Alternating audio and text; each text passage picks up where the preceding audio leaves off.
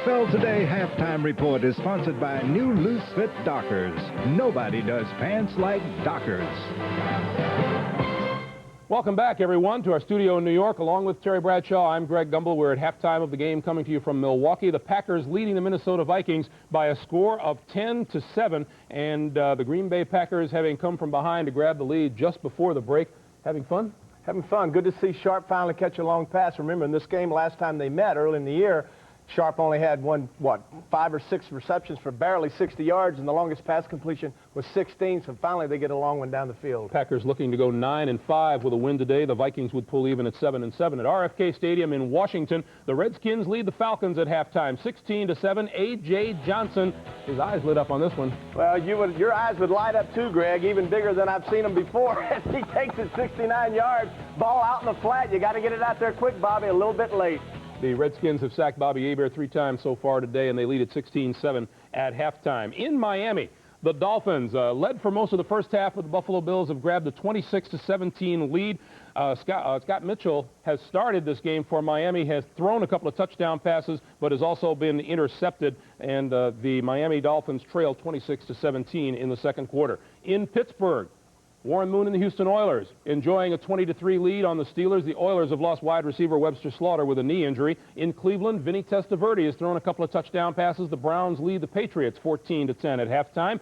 In Cincinnati, the Bengals lead the Rams at halftime by a score of 9-3. This is T.J. Rubley, and T.J. is going to get in all kinds of trouble once he starts to run. Well, he stays in the pocket. He can't find his second or third receiver. Now he gets in traffic, and his ball is stripped from his hand, and that's a great effort, but unfortunately got to hang on the ball, TJ. Derek Fenner converts from a yard out for the Bengals, who are looking for only their second win so far today. It is a 9-3 so far this season. It is a 9-3 lead for Cincinnati. This is a doubleheader day of football here on CBS. And coming up, some of you will see the Cardinals face the Seahawks or the Bucks against the Raiders. Most of you will see the 49ers take on the Lions in a game with playoff implications. For more, let's go to John Madden on the road in Michigan.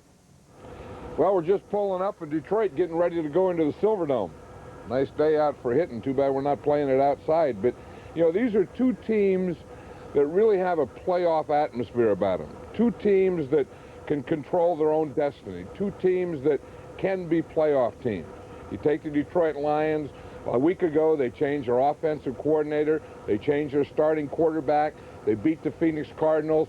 They're coming into this stadium today with a little confidence. Now, on the other side, you take the 49ers. Last week, they had a bitter loss. In fact, George Seifert called it a severe loss. And when they lost to Atlanta, they thought they had the game. And then, boom, they get a couple fumbles, they lose the game. But that is something that stays with you for a long time. It's eaten at the 49ers all week. Now they have a chance to come in here today, and the thing that they're hanging their hat on is that if they win today, they clinch their division. And I'll tell you, that is something big. And you say, how are they going to do it? Well, I'll tell you. When you have Steve Young throwing the ball and Jerry Rice, the greatest receiver who's ever played the game, on one side, John Taylor on the other side, Brent Jones in the middle, I'll tell you, that may be way too much explosion for the Detroit Lions today. All right, John, thanks. 55 days to go to opening ceremony in Lillehammer, Norway, and we have some winter sports news for you. In World Cup luge competition, Winterberg, Germany, Wendell Suko of the United States, the 1993 world champion, his first ever World Cup victory. He finishes #1. World Cup giant slalom in Italy. Steve Locher of Switzerland edges Alberto Tomba. Tomba's 27th birthday, and a slip on his second run gave his rival, Steve Locher, the victory.